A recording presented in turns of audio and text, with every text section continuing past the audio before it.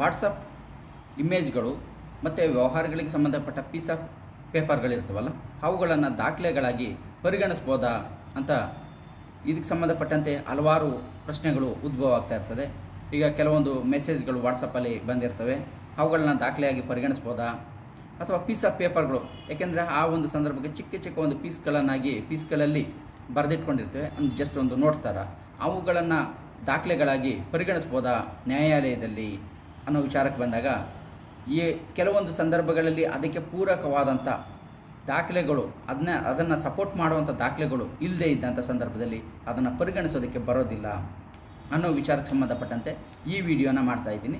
ಈ ಪೂರ್ತಿ ವಿಡಿಯೋನ ನೋಡಿ, ನಿಮಗೆ ಇಷ್ಟ ಆದರೆ ಲೈಕ್ ಮಾಡಿ, ಹಾಗೆ ಎಲ್ಲರಿಗೂ ಶೇರ್ ಮಾಡಿ. ನೀವಿನ್ನೂ ನಮ್ಮ ಚಾನಲ್ಗೆ ಸಬ್ಸ್ಕ್ರೈಬ್ ಆಗಿಲ್ಲ ಅಂದರೆ ಸಬ್ಸ್ಕ್ರೈಬ್ ಆಗಿ ನಮಗೆ ಪ್ರೋತ್ಸಾಹನ ಮಾಡಿ ಹೆಚ್ಚಿನ ಒಂದು ವಿಡಿಯೋಗಳನ್ನು ಮಾಡೋದಕ್ಕೆ. ಈ ಒಂದು ವಿಡಿಯೋದಲ್ಲಿ ಇದಕ್ಕೆ ಸಂಬಂಧಪಟ್ಟಂತೆ ಒಂದು ಜಡ್ಜ್ಮೆಂಟನ್ನು ಕೂಡ ಕೋಟ್ ಮಾಡ್ತಾ ಇದ್ದೀನಿ.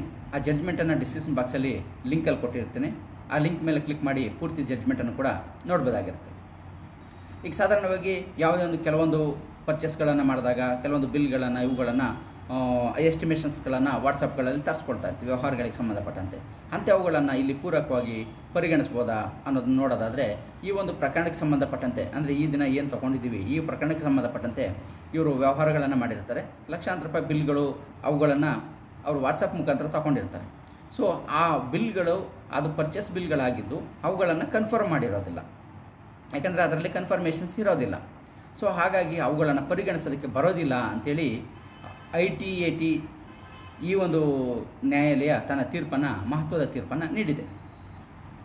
ಮತ್ತು ಹಾಗೆಯೇ ಪೀಸ್ ಆಫ್ ಪೇಪರ್ಗಳು, ಚಿಕ್ಕ ಚಿಕ್ಕ ಒಂದು ಪೇಪರ್ಗಳಲ್ಲಿ ನೋಟ್ ಮಾಡಿ ಇಟ್ಕೊಂಡಿರೋಂಥದ್ದನ್ನು ಇದನ್ನು ಕೂಡ ಪರಿಗಣಿಸೋದಕ್ಕೆ ಬರೋದಿಲ್ಲ. ಯಾಕೆಂತಂದರೆ ಅದಕ್ಕೆ ಪೂರಕ ಅದನ್ನು ಸಪೋರ್ಟ್ ಮಾಡೋ ಥರದಲ್ಲಿ, ಈಗ ಉದಾಹರಣೆಗೆ ಯಾವುದೊಂದು ಹೆಸರನ್ನು ಹಾಕಿ ಅಲ್ಲಿ ಏನೋ ಒಂದು ಅಮೌಂಟನ್ನು ಮಾಡ್ಕೊಂಡಿರೋವಂಥದ್ದು, ಏನೋ ಒಂದು ಚೋಟ ನೇಮನ್ನು ಮಾಡಿಕೊಂಡು ಅದರಲ್ಲಿ ಒಂದು ಡೇಟನ್ನು ಬರೆದು ಅದನ್ನು ಬರ್ಕೊಂಡಿರೋವಂಥದ್ದು, ಇವುಗಳನ್ನು ಪರಿಗಣಿಸೋಕೆ ಬರೋದಿಲ್ಲ. ಅದು ಯಾವಾಗ ಯಾರಿಗೆ ಏನು ಅವರು ಆಕ್ಸೆಪ್ಟ್ ಮಾಡಿದಾರಾ, ಅವ್ರಿಗೆ ತಲುಪಿದೆಯಾ, ಇದಕ್ಕೆ ಸಂಬಂಧಪಟ್ಟಂತೆ ಪೂರಕ ದಾಖಲೆಗಳಿಲ್ಲದಿದ್ದರೆ ಆ ರೀತಿಯ ಒಂದು ಪೀಸ್ ಆಫ್ ಪೇಪರ್ಗಳು ಏನಿರ್ತದೆ ಅದು ಮತ್ತು ವಾಟ್ಸಪ್ನ ಮೆಸೇಜ್ಗಳು ಅದು ಕೂಡ ಆಕ್ಸೆಪ್ಟ್ ಆಗಿರಬೇಕು. ಅಥವಾ ಒಂದು ಪರ್ಚೇಸ್ ಮಾಡಿದ್ದೀವಿ ಅಂತಂದರೆ ಆ ಪರ್ಚೇಸ್ ಮಾಡಿರೋದಕ್ಕೆ ದಾಖಲೆಗಳು ಇರಬೇಕು, ಮತ್ತು ಅವುಗಳ ಐಟಮ್ಗಳು ಇನ್ನೊಂದು ಇರಬೇಕು. ಆ ಪೂರಕವಾದಂಥ ಇನ್ನೂ ಅಡಿಷ್ನಲ್ ಡಾಕ್ಯುಮೆಂಟ್ಸ್ಗಳನ್ನು ಇಲ್ಲದೇ ಇದ್ದರೆ ಅಂಥ ಮೆಸೇಜ್ಗಳನ್ನು ಇವುಗಳನ್ನು ಪರಿಗಣಿಸೋದಕ್ಕೆ ಬರೋದಿಲ್ಲ ಅನ್ನೋದನ್ನು ನಾವು ಈ ಒಂದು ITAT ಸೂರತ್ ಈ ನ್ಯಾಯಾಲಯ ನೀಡಿರುವ ಒಂದು ತೀರ್ಪಿನಲ್ಲಿ ನೋಡ್ಬೋದಾಗಿರುತ್ತೆ.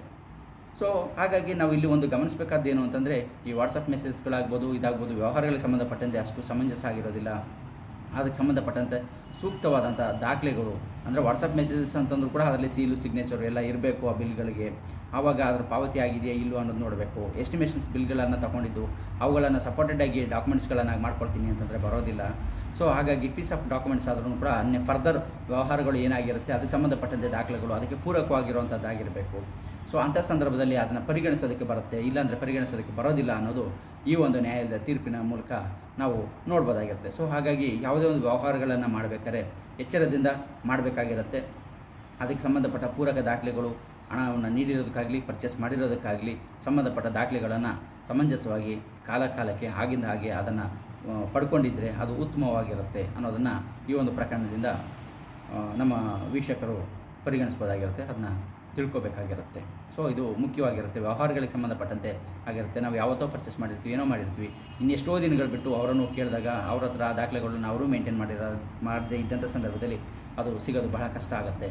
ಸೊ ಹಾಗಾಗಿ ಯಾವುದೇ ಒಂದು ವ್ಯವಹಾರಗಳಿಗೆ ಸಂಬಂಧಪಟ್ಟಂತೆ ಆ ಸಂಬಂಧಪಟ್ಟ ದಾಖಲೆಗಳನ್ನು ಪಡ್ಕೊಳ್ಳುವಂಥದ್ದು ಅತಿ ಮುಖ್ಯವಾಗಿರುತ್ತೆ. ಸೊ ನಮ್ಮ ವಿಡಿಯೋನ ಲೈಕ್ ಮಾಡಿ, ಎಲ್ಲರಿಗೂ ಶೇರ್ ಮಾಡಿ, ಕಾನೂನಿನ ಅರಿವು ಎಲ್ಲರಿಗೂ ಸಿಗುವಂತಾಗಲಿ.